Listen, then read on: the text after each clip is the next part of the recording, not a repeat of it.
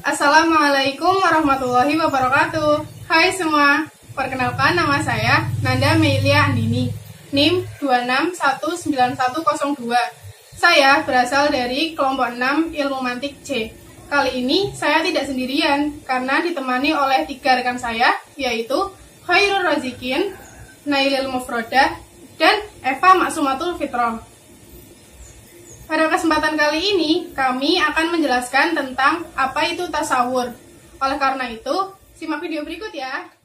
Tasawur berasal dari kata tasawwara, yatasawwaru, dan tasawuron, yang berarti gambaran, pengertian, maupun konsep. Contohnya seperti pengetahuan kita terhadap buku, pulpen, kertas, kelas, masjid, rumah, dan sebagainya. Atau singkatnya, tasawur merupakan pengetahuan polos terhadap sesuatu. Tidak selamanya tasawur itu berbentuk tunggal, bisa jadi tersusun dari 2 atau lebih kata. Contohnya seperti buku Nanda, pulpen Dina, rumah Reza, dan sejenisnya. Meskipun terdiri dari 2 kata, tetapi karena tidak adanya unsur penghukuman, kalimat tadi tetap dinamai tasawur. Biasanya dalam bahasa Arab, kalimat-kalimat tersebut dinamai dengan istilah murokab idhofi. Dalam ilmu mantik, tasawur dibagi menjadi 2, yaitu tasawur doruri dan tasawur nazari.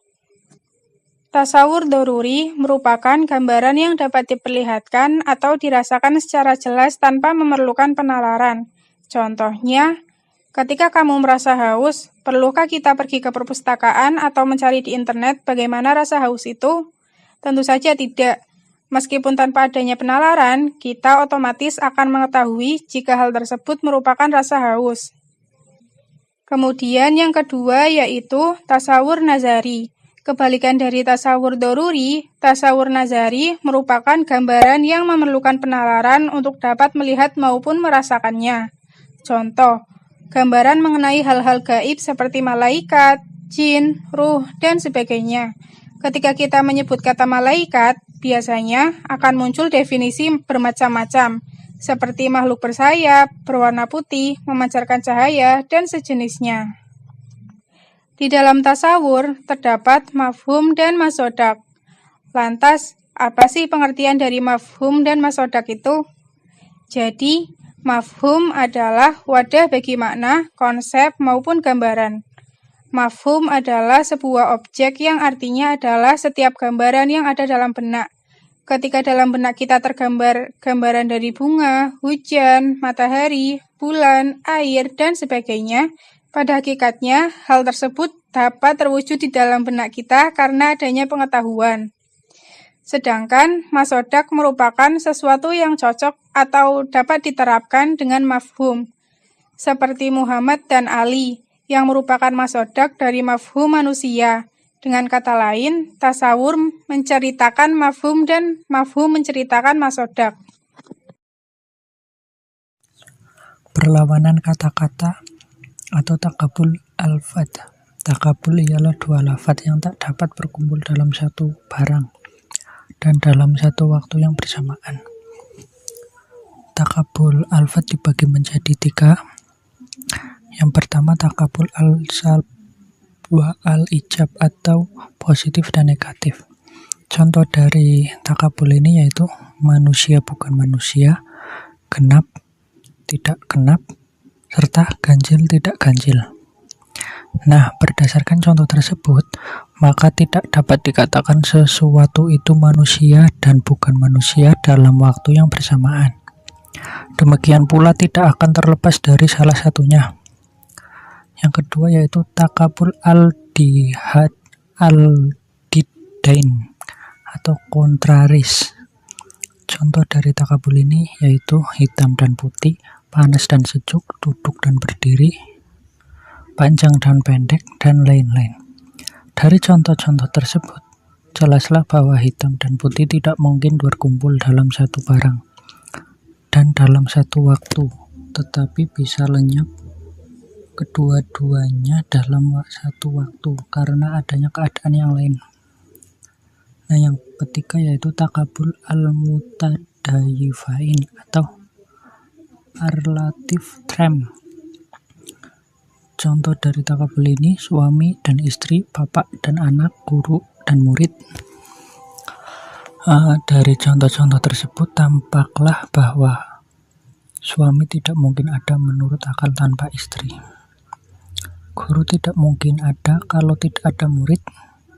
Jadi kedua-keduanya saling sandar menyandar. Selanjutnya, hubungan atau nisbah antara dua lafaz kuli. Apabila kita bandingkan antara dua kuli, maka tidak lepas dari keadaan sebagai berikut. Yang pertama, ada kalanya kedua-duanya bersamaan dalam mafhum dan masadaknya, seperti sapi dan lembu, pepaya dan kertas, dan sebagainya. Hubungan antara kedua kata tersebut disebut taraduf dan dinamai dua kuli tumutaraddifain. Yang kedua, ada kalanya dua kuli itu sama masadaknya atau afrodnya, tapi tidak sama mafhumnya, seperti lafadz berpikir dan menerima pelajaran tinggi. Yang ketiga, ada kalanya dua kuli itu berlainan mafhum dan masadaknya, seperti manusia dan lembu, kuda dan kucing, rumah dan sungai. Nisbah antara kedua kuli itu sendiri disebut tabayun, sedang dua kuli itu sendiri disebut mutabayinain.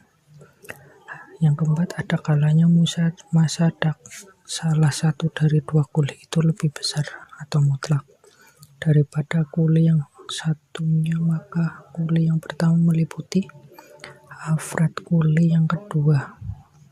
Misalnya hewan dan manusia, maka afrad hewan lebih besar dari afrad pada manusia.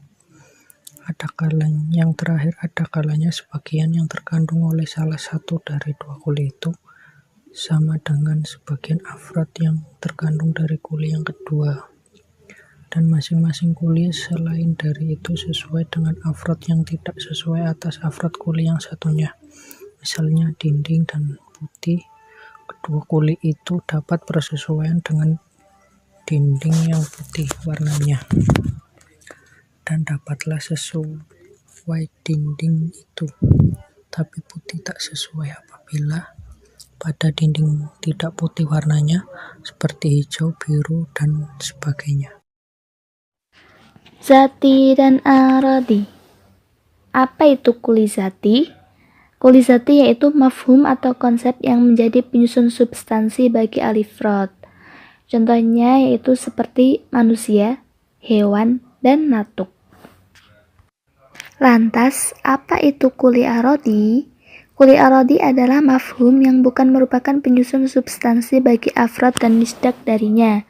Contohnya yaitu sifat berjalan dan penyair. Kuli zati terbagi menjadi 3. Yang pertama yaitu nau', yang kedua jins, dan yang ketiga fasl. Sedangkan kuli aradi terbagi menjadi 2. Yang pertama am dan yang kedua khas. Lantas, apa itu nau'?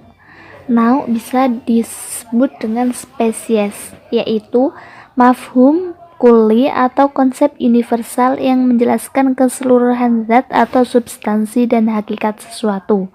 Contohnya, ketika kita berkata benda ini adalah emas atau hewan ini adalah kuda, emas adalah menjelaskan keseluruhan hakikat sesuatu yang pertama dan kuda menjelaskan keseluruhan hakikat sesuatu yang kedua. Yang kedua yaitu jins. Apa itu jins? Jins juga bisa disebut dengan genus, yaitu mafhum kuli yang menjelaskan sebagian hakikat sesuatu dan lebih umum dari sesuatu. Contohnya yaitu seperti hewan bagi manusia, yaitu hewan yang berpikir, dan kuda, yaitu hewan yang meringgi. Jins terbagi menjadi 2. Yang pertama jins qorib atau genus yang dekat. Yang kedua yaitu jins ba'id atau genus yang jauh. Selanjutnya yang ketiga yaitu fasl. Apa itu fasl? Fasl bisa disebut dengan pembeda. yaitu kulizati yang memisahkan atau membedakan antara satu nauk yang lain yang berada di bawah sebuah jins. Fasl dibagi menjadi dua, yaitu yang pertama fasl qorib atau pembeda yang dekat, yang kedua yaitu fasl ba'id atau pembeda yang jauh. Kemudian yang keempat yaitu arad khas. Apa itu arad khas? Arad khas bisa disebut dengan sifat yang khusus, yaitu mafhum yang kuli yang di luar dari hakikat sesuatu, namun ia adalah sifat yang khusus baginya. Contohnya yaitu sifat tertawa bagi manusia. Selanjutnya yang kelima yaitu arad am. Apa itu arad am? Arad am bisa disebut dengan sifat yang umum, yaitu mafhum yang kuli yang di luar dari hakikat sesuatu dan bukan khusus bagi faradnya. Contohnya yaitu seperti berjalan bagi manusia. Selanjutnya yaitu kulliyat al-khams. Lantas, apa kulliyat al-khams itu?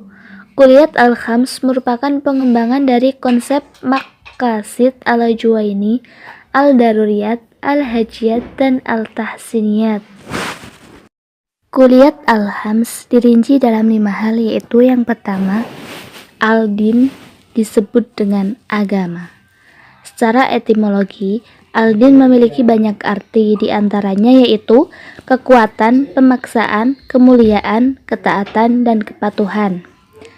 Sedangkan menurut terminologi, al-din dimaknai sebagai ketentuan-ketentuan Allah dalam mengendalikan hambanya yang mempunyai akal sehat agar mampu memilih jalan baik yang layak, baik untuk kemaslahatan duniawi maupun ukhrawi. Yang kedua yaitu an-nafs atau bisa disebut dengan jiwa.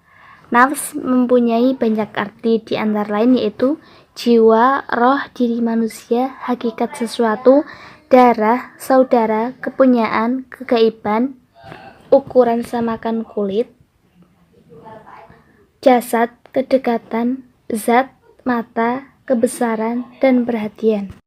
Yang ketiga yaitu al-akil atau bisa disebut dengan akal, yaitu sebuah nikmat yang agung. Allah memberinya agar membedakan antara manusia dengan makhluk lainnya. Sebab itu, Allah mensyariatkan untuk menjaganya dan menganjurkan untuk memanfaatkan akal untuk mendapatkan ilmu. Selanjutnya yang keempat yaitu al-nasl atau bisa disebut dengan keturunan. Syariat melestarikan pernikahan dan menganjurkan dalam rangka untuk memelihara keturunan. Islam mengharamkan zina dan menegakkan hukum bagi pelakunya. Ini karena mencegah dari bercampurnya nasab dan menjaga kemuliaan manusia. Selanjutnya yang kelima yaitu al-mal atau bisa disebut dengan harta. Harta yaitu salah satu sebab agar dapat bertahan hidup. Maka dari itu, syariat mewajibkan agar menghasilkan harta dan berusaha untuk mendapatkan harta dengan cara jual beli, sewa, dan lain-lain. Untuk mengatur cara memanfaatkan harta agar dapat menjaganya, maka diharamkan untuk mencuri. Ta'rif secara etimologi berarti pengertian atau batasan sesuatu. Ta'rif disebut juga al-qaul al-sarih, ungkapan yang menjelaskan. Dengan demikian, ta'rif menyangkut adanya sesuatu yang dijelaskan, penjelasannya itu sendiri dan cara menjelaskannya. Sedangkan menurut istilah ahli logika, ta'rif adalah teknik menjelaskan sesuatu yang dijelaskan untuk diperoleh suatu pemahaman secara jelas atau terang, baik dengan menggunakan tulisan maupun lisan, dan dalam ilmu mantik dikenal dengan sebutan qaul sarih. Ta'rif dibagi menjadi dua, yaitu ta'rif had. Apa sih ta'rif had itu? Ta'rif had secara etimologi artinya mencegah, karena ta'rif model had mencegah masuknya selain perkara yang ditarifi. Ta'rif had ada dibagi menjadi dua. Had tam adalah definisi sesuatu dengan menggunakan jenis qorib dan fasal qorib, karena apabila jenis qorib diakhirkan dari fasal qorib, maka tergolong had nakis. Contohnya, manusia adalah hewan yang berpikir.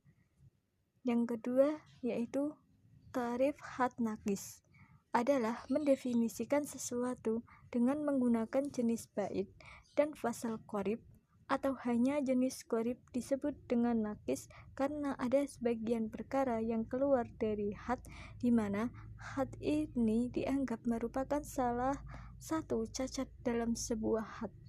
Contoh yang fasal qorib adalah manusia adalah sesuatu yang berpikir.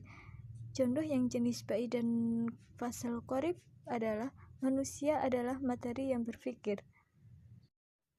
Pembagian yang kedua ada ta'rif rasm. Apa sih ta'rif rasm itu? Ta'rif rasm secara etimologi memiliki arti bekas atau pengaruh. Karena dalam ta'rif modal ras terdapat khas yang merupakan petunjuk dan hakikat. Ta'rif ras ada dua macam. Yang pertama, rasm tam. Rasm tam adalah mendefinisikan sesuatu dengan menggunakan jenis qorib dan khas yang bersifat umum dan melekat. Dalam hal ini disyaratkan jenis qorib didahulukan dari khas, karena apabila jenis qorib diakhirkan dari jenis khas maka tergolong rasm naqis. Contohnya, manusia adalah hewan yang bisa tertawa. Macam yang kedua yaitu rasm naqis. Rasm naqis adalah mendefinisikan sesuatu menggunakan khas saja atau khas bersama dengan jenis bait. Contoh yang penggunaan khas saja. Manusia adalah sesuatu yang bisa tertawa. Sedangkan contoh penggunaan khas bersama jenis bait yaitu manusia adalah materi yang bisa tertawa. Pembagian ta'rif yang ketiga ada lafzi. Lafzi, apa sih lafzi itu?